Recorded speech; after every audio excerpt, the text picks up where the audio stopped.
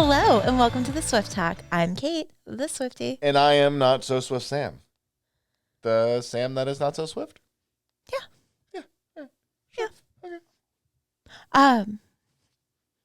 Sam, we can no longer say on this podcast we only listen to Taylor's version. Because we're now doing the untailorized versions. Because they're all Taylor's version. Oh, they're all Taylor's versions? They're all Taylor's version.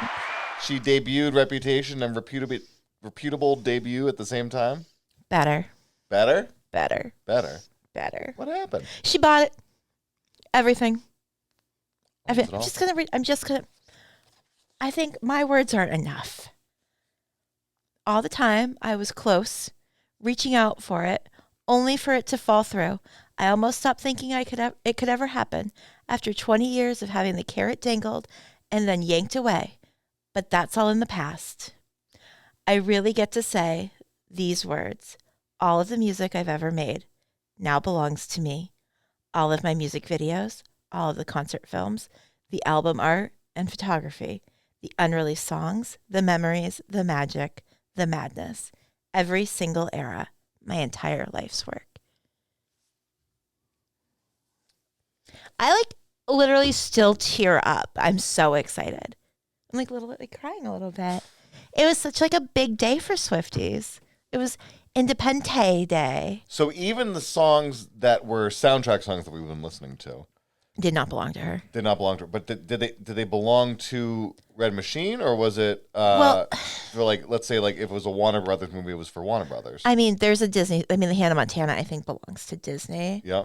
I think some of the others probably belonged to Big Machine, and she re-recorded those. So I think there's a mixed bag there.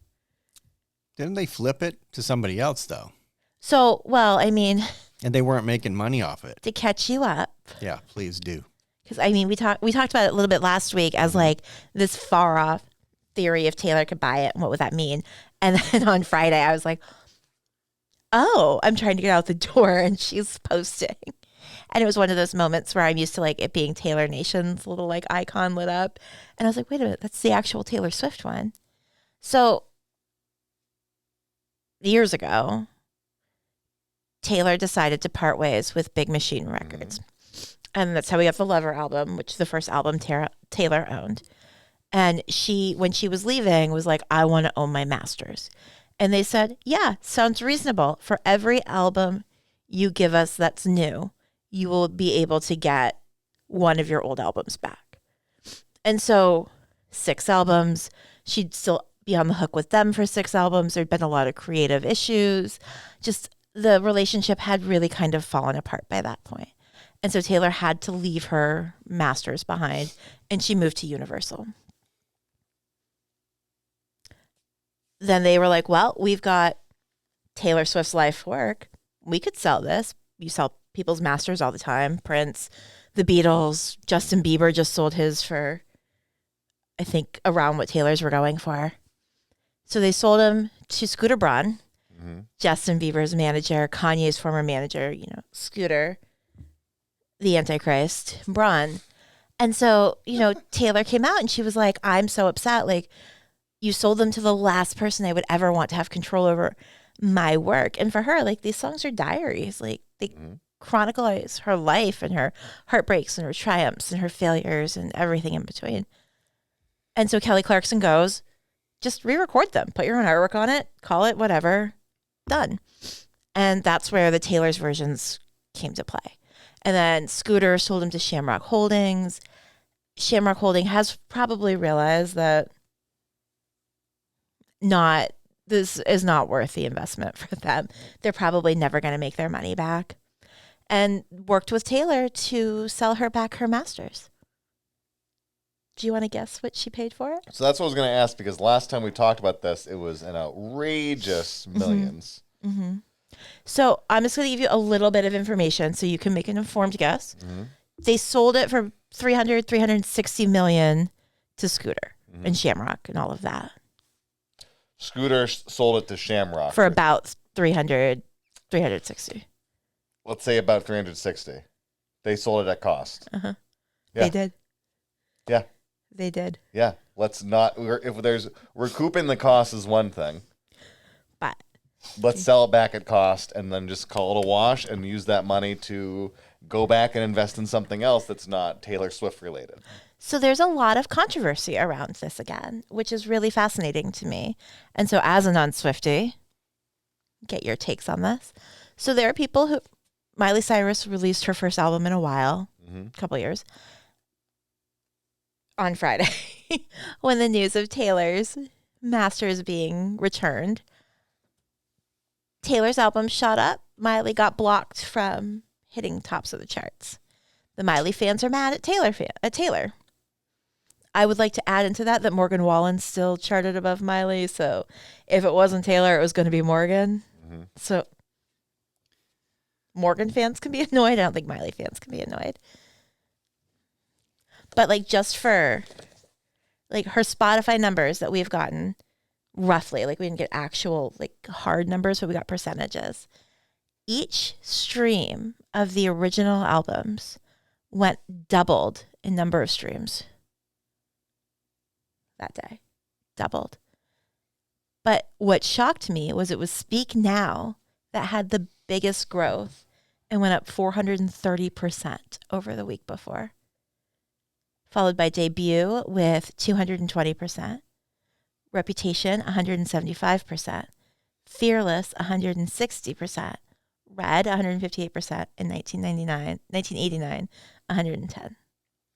Now, Speak Now, which she already owned. Which we had a Taylor's version of. What's the song that shot it up? Better Than Revenge. Interesting. Because she's better. She changed the lyric in there. Oh, yeah? Yeah. She took out the slut shaming. We were all like, It's like she's a moth to a flame. I'm holding the matches. Instead of, she's better known for things she does on the mattress. I listened to Reputation all weekend. I'm sure. I was really excited to listen to it and not feel dirty. Okay, so now she essentially owns two principals. She all in owns a whopping total of 26 albums. From special releases that she's done, like, Debut Deluxe, Debut with Commentary, a Christmas album. Like, there's so many offshoots of these albums and variations of the albums. So all in, it's 26 albums and about 400 songs. It's an air quote technicality. Yeah. But because both of these existed at the same time in two separate holders. Like all in, I think with the Taylor's version, with everything. Damn. Yeah. I got a couple questions. Okay. First question is, do you think Kelly Clarkson sent her flowers? I think Taylor sent Kelly a flower truck after she bought her masters. Because if you think about it, if it wasn't for the re-record process, I don't know if the Eras Tour would have come into existence. No. Which made, like, we like to call it, they're calling it the GoFundMe that bought Taylor her masters on TikTok. I look at it as the Kickstarter. Like, we're like, okay, like, we'll help you fund this, Taylor.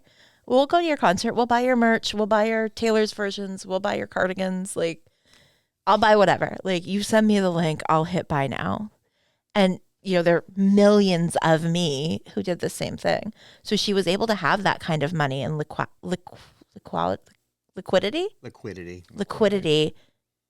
to, 360 million is not. So she's going to make it public domain. All of her music is becoming public domain. Probably not. No.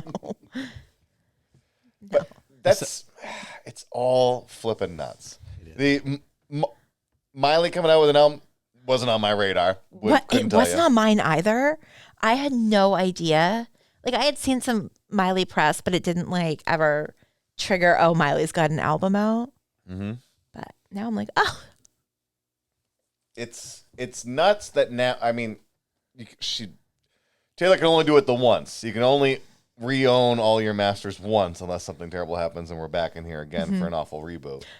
I literally think everything is in her name. Mm-hmm. So yeah, I wouldn't, if that was me, I wouldn't be sitting on it either. I'd be like, guess what? Boom. I own it all. You can listen to it again. have fun. Well, and you never know. Like, there are people who are involved outside of your control. Like, what if somebody leaked it?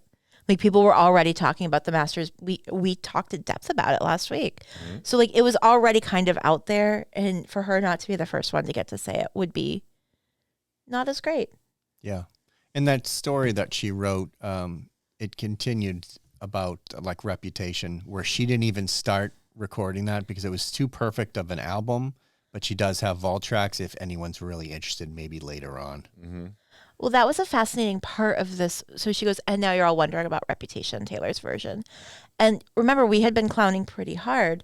And she had said in her Time Person of the Year, oh, these Reputation vault tracks are fire. So we're like, okay, like she's worked on it. Like it's coming, it's coming, it's coming. It turns out she had only recorded maybe a quarter of it because she felt that it was the one album of her 6 that could not be improved upon. Mm-hmm. Well, so this right here, Reputation and Debut. Debut has been fully re-recorded and she loves it. If we're interested in hearing that, she's open to giving it to us. But that's the thing though, of being like, now that I own it again, technically she could release the Taylor's version of Debut if she wanted to. Yeah. But I now own them again, and this is the album I am the most proud of, and this is my first album. Well, Keep those out there. Don't change a thing. she ended the war with her name and reputation intact. Easy there. Oh, Easy wow. poet laureate Kate. Wow. I got it from TikTok. Okay, yeah, I figured as much. Because if you came up with that, it would have been better. I know. The war. Good news, everyone. We got him. The mission accomplished banner behind Taylor Swift. Come on, dude. She She did. ended the war. She did. It's fascinating to me because when you watch the Miss America documentary on Netflix and they're showing her when she didn't get any Grammy nominations for Reputation, you see her dejected and you see her be like, I guess I just have to write a better album. And I mean, I vividly remember the Reputation era and people are like, ugh, what is this? What is she doing? This concert's going to flop. Like Taylor's in her flop era. Like this is what she did after 1989. Like that's why she got canceled. And like to see the enthusiasm and the excitement that had built around Reputation TV had to have been so healing for her. But also, if I were Taylor, I would not want to go back and record the songs I wrote while my whole world had fallen apart and I was canceled and I was ridiculed and I was questioned. And then also the songs she wrote while falling in love with Joe Alwyn, like, no, thank you. And, the theory is, and I was thinking this as all of this was happening this weekend, I wonder if while she was trying to hype herself up to record Rep Taylor's version, that's how we got Tortured Poets. Because when she's looking back at these love songs, and there's some really spectacular songs on the back half of Debut about first falling in love with Joe, you see kind of the mirror image of that on Tortured Poets. And the album that's got the black era, the album that's got the white era, they're very mirror of each other. And so, if she wasn't going through this re-record progress, we wouldn't have had the Eras Tour. I don't think we would have had Midnights. We wouldn't have had Tortured Poets. The way that her art evolved because of the Masters fights has been really fascinating to see what she could do next now that she's got complete freedom. But I do want those vault tracks. Please, Taylor. I am very interested. I want to know. Please. But I'm just going to keep streaming Debut. There you go. Yeah. You know what? Long live. Long live. I know we have the original Long Live. We have the new Long Live. And people are saying that, this whole Taylor's version was just a money grab. And I was talking to my favorite Swifties, the Jills, and we're like, but if we didn't get that, we wouldn't have got these vault songs that we love so much. We never would have got All Too Well 10-minute version. Where would we be? Still listening to Taylor? Yeah. Well, this is my favorite story. And I did tell him I wouldn't say his name, but I would talk about it on the podcast. I was waiting tables on Saturday night.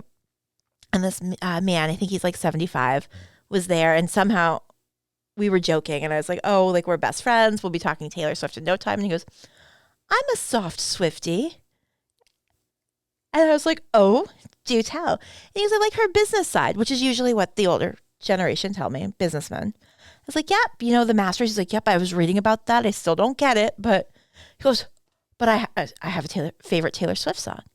And I'm like, do tell. Like, and I'm like, it's going to be Shake It Off, or it's going to be something like big and splashy and fun. Do you want to guess what it is? It's not Shake It Off.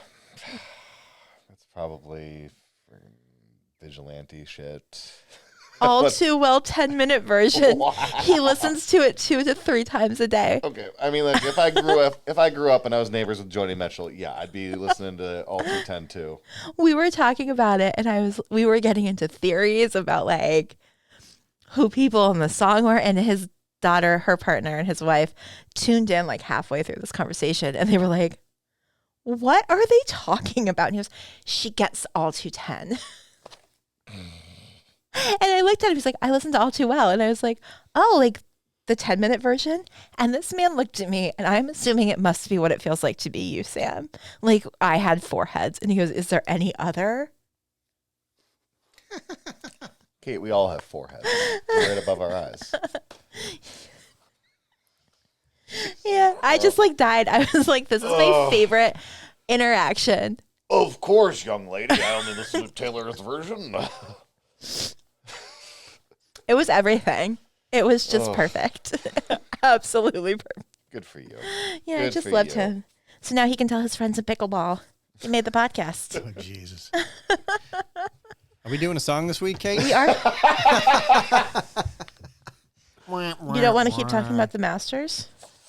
The golf? No. Let's turn the PGA. Welcome to the PGA chat. Is Tiger in it this week? No, we already did that. Rory won. It's the whole thing. He's a girl dad raising a baby Swiftie. We're good. Okay. What are we listening to, Kate? We're listening to Guilty as Sin off the Tortured Poets department. Oh. I almost was like, maybe we should redo a Reputation track so we can have a, but I was like, no, we should do Guilty as Sin. Because I can't pick a Reputation track yet. Did we already do all the reputations? We have, yeah. That was All our of them? first Yeah, that was album the that we first album off the completed. list. Oh, really? Yeah. Her second best album. Yeah, Midnights is your first. Mm-hmm. It's a top 3 for me. Now it can be because I can listen to it again. Yeah. So we're going to hit pause. You hit pause. And we're going into the Tortured Poets with Guilty as Sin. Well, Sam. Dude. Here we go. Easy. Okay. Sorry. I'm sorry I prejudged you. Yeah. I'm guilty. Post-judge. Okay? Kate's Okay. version of what the podcast... Listen, if we had recorded last week and said, we'll hit pause, you'll hit pause, and picked up from here after listening to this song, that would make way more sense to a 50 Shades of Grey type of song than anything else. Yeah. This is the romance novel fantasy. Yeah. And this is touching on that, ooh, I shouldn't, but I should. Ooh, what if you wrote mine on my upper thigh? It's like Only in it's- my mind. It's typical. It's typical. This song is way more 50 than anything else, for one. Yeah. And that's just my sense on it. I'll be up in the club.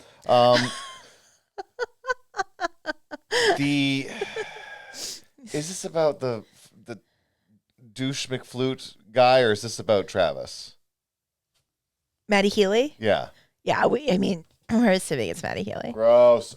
Okay, then it makes more sense that It's a little dirty. that makes sense that the boredom is spread to her bones and there's no way to treat it. I know. Like this whole idea of is it just in my head? Is it just in this? What part am I remembering that I was the fantasy, and what part am I remembering that actually happened? Getting caught up in the romance you've built in your own brain. Well, I think when I was younger, and I was like, I'm with this guy who's fine, but like, I'd rather be with that guy. But I know there's nothing I can do about it because that's a bad choice and that's a safe choice. And, before you really learn to like make reasonable decisions or make decisions where you're putting yourself first, you get into these situations. And I think it's really interesting to see her openly talk about how she's not perfect and openly be like, yeah, it was not a good look for me. Openly talk about how you're not perfect on a Taylor Swift song about Taylor Swift? Interesting. What do you mean by that? With a song that she wrote about her life. Yeah, I just think it's really interesting to see her where she's just like, her boredom's bone deep in this cage that was once just fine. Am I allowed to cry? And it's like, you painted all my darkest skies blue. Like, you know, we have speculated on the end of her relationship with Joe where she's like, what am I fighting for? Why am I trying to make this? Like, you're not happy. I'm not happy. We want different things. And this is just kind of that last, like, it's over. Mm-hmm. But I don't want to be a failure and break up with you. You don't really want to deal with anything because you're British and you don't like emotion. So where do we go from here? And that's where she went. There's so... I don't even know how to defend the Maddie Healy phase other than saying, like, I have been in that relationship where you shouldn't be in it anymore. Sure. And you get out and you just date somebody horrifically terrible for you. And it's one thing to be like entirely speculative if I'm saying like she's emotionally cheating. She was 100%. 100%. Sure, but let her emotionally say that. cheating. We can't say that. No, I absolutely, like, she does say it. These fatal fantasies. And it's, like, ugh, even if I'm honest with the reason I am bored, I'm still the asshole. Right. Like, you don't have to act. Like, she knows. Like, she knows she's wrong. Even if she never acts on it, she's still wrong. Right. Like, you don't get a participation trophy for not being an asshole. Because you still are. That wrapped into the motif of almost reverse Jesus. Let me roll away the stone. I'm going to be crucified anyway. Like that. It's a great line.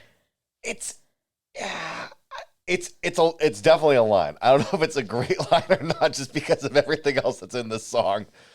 But the idea, like that thing of being like, I'm already dead. Yeah.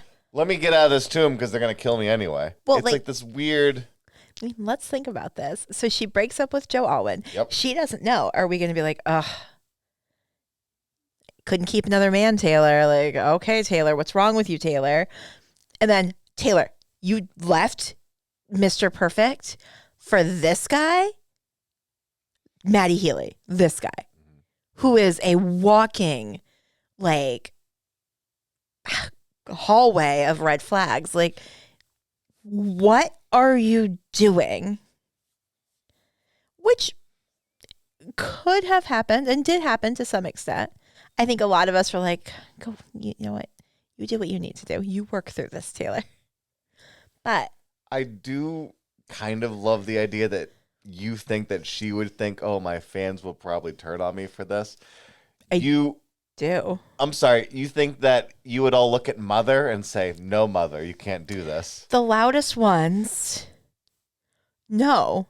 The casual ones. Look, we added a lot to the ranks. This was early. We weren't sure how they were going to fall into line. Like, the cult got big quick. Like, we didn't have a vetting process. We didn't know. All right. We were just like, are they going to behave? These people weren't around for Reputation. They weren't around for the first Fall from Grace. They didn't live the lives yet. And so we didn't know if they were going to react the way we would like them to, or if maybe they were going to splinter off. All right. I, think that this song belongs more in a Midnight's album than it does in a Tortured Poets album. And two, I could see that. I think it would be the complete outlier on Midnight's because it's just that, just like hitting the drum beat on the keypad and looping it, and then it kind of builds into the choral echoey effect of like, let's amplify her voice and make it sound like more Taylor singing, especially the rise at the end going into. But this has more of a Midnight's feel than a Tortured Poets feel. I think that Tortured has more of that industrial, actual torture. Like this is less Lana Del Rey and more now with more Lana Del Rey. I feel like this is a better fit for a midnight than Till it is dawn. for. It's a Till Dawn. Yeah. This song it was a sneaky fan favorite. It came up on the second round of songs. Like the first ones were Down Bad and I Can Do It With a Broken Heart, and then this one started to come up. And it's definitely one where you shed the perfection facade a little bit here. But also this album we talk about as a breakup song album about Joe and Maddie and that chaotic time. But we also a little bit talk about how this is her message to her fans a little bit. Really? Where she's like, look, Joe and I may have broken up, but I was not crying on stage because I lost this guy. I was crying because I couldn't have that guy. This guy emotionally wrecked me. This guy, I'd had 6 years to work through my outward motion. We finished that during the Midnights era. I'm good. I'm done. When that ended and I was on when she was on tour, we were all like, she's just so upset about Joe. And I was like, so was this a song that she added to the Eras? I am not as well versed in the Tortured Poets because I didn't see it that Eras. Right. I don't believe so. Because that just that motif right there, really being like, don't this is the believe reason so. why I was crying. Like having that song would be almost like a confessional moment, adding it to the tour.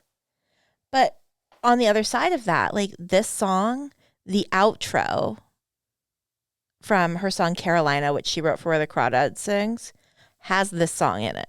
This song has been percolating since 2022. This song has the song in it? So the song Carolina, which I actually don't think we've done, which we should do next week, actually. Sure. Yeah. That's Shoot easy. Right now. Carolina, from Where the Crawdads Sing. We talked about that forever ago when that came out. I remember it was early seasons because I was like, she's gonna get an Oscar for it. She didn't. I don't even think she got nominated for it. She didn't get nominated for it, which well, it's an honor just to be nominated. She You weren't didn't get nominated. it. I know, but I'm just saying it's an honor to get. Anyway. But this song, you hear it in the end of that song, which I went back and listened to Carolina this morning as I was getting ready, and I was like, now, do you hear the instrumental in that song, or do you hear? well, you're gonna have to wait till tomorrow or till next week. Ah, but I want to know now, Father. Veruca. But the line is, "Oh, Carolina knows why for years they've said that I was guilty of sin and sleep in the liar's bed."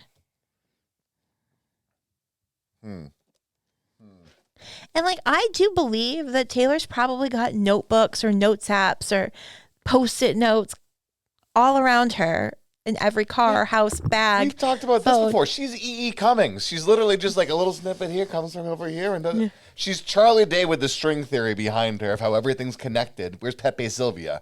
It's literally because the word "the" has appeared in these sentences before. Well, there are 12 T's in a row in her letter about owning her masters. Not 13? No, because we're not at Taylor Swift 13 yet. We're at Taylor Swift 12. All too 12. Jason's like, make this end. There's nothing for me to hate about this song. There's nothing for me. Did you dig deep? Did you dig deep? All right, let's dig deep. I'm just kidding. I'm just kidding. We don't need to fight. You're right. We don't need to fight today. Let me just We're in such a good mood. this. The sun's out. It's not raining. I think we just need to go. My bed sheets are ablaze. I've screamed his name. Oh my God. The Book Talk girlies love this song. Of course they do, because this is literal. This is exactly what I was trying to talk about last week when it came to 50 Shades of Grey and the fan fiction and the fan fliction, essentially the friction that you want to feel when you turn the page. Wink, wink, nudge, nudge.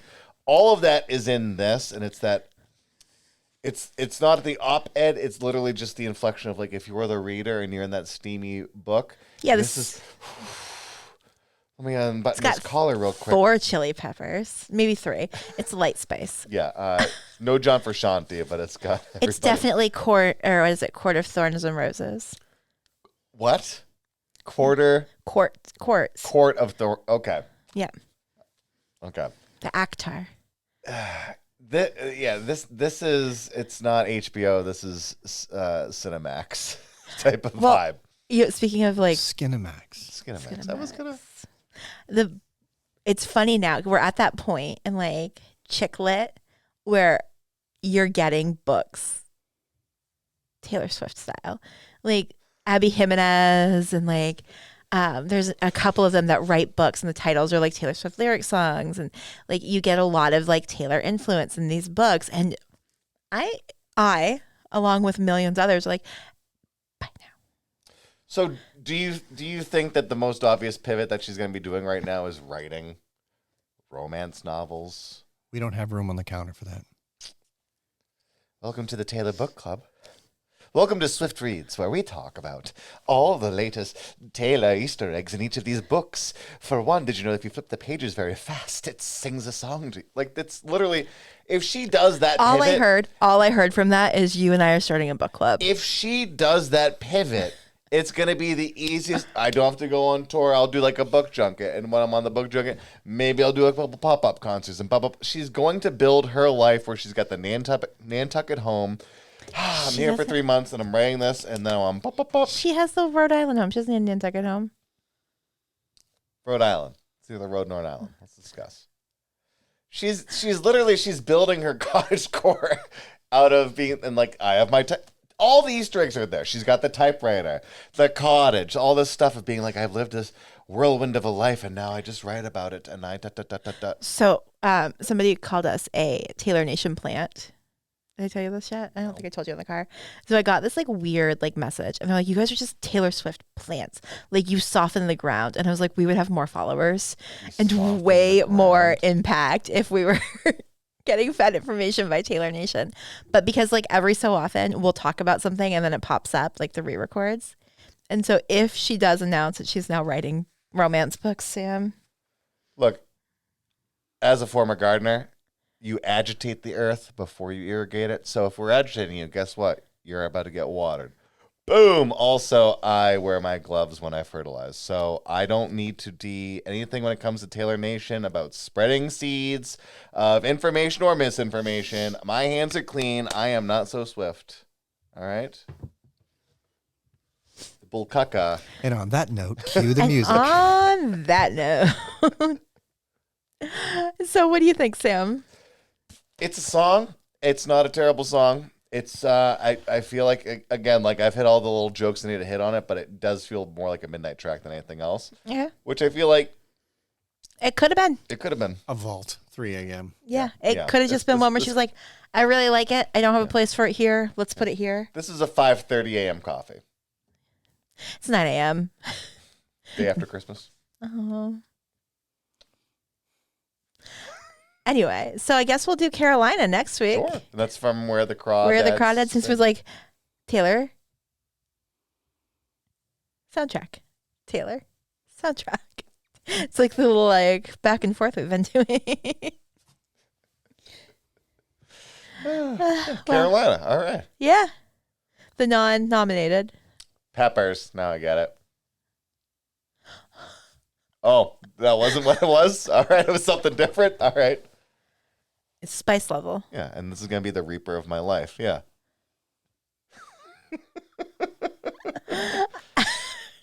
If you have Look, if we're talking garden, we're going to be digging deep on these jokes. All right. This rain has really washed away some of the seeds, but here we are. Praying for sun. If you haven't already, make sure to like, follow, rate, subscribe, review, tell your friends. Yeah. Tell other people.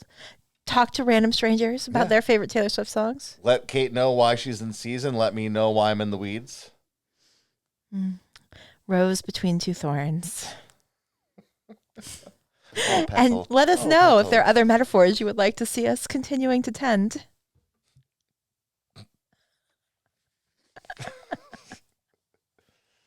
Thanks again for listening. I'm Kate the Swiftie. And I'm an Arborvady.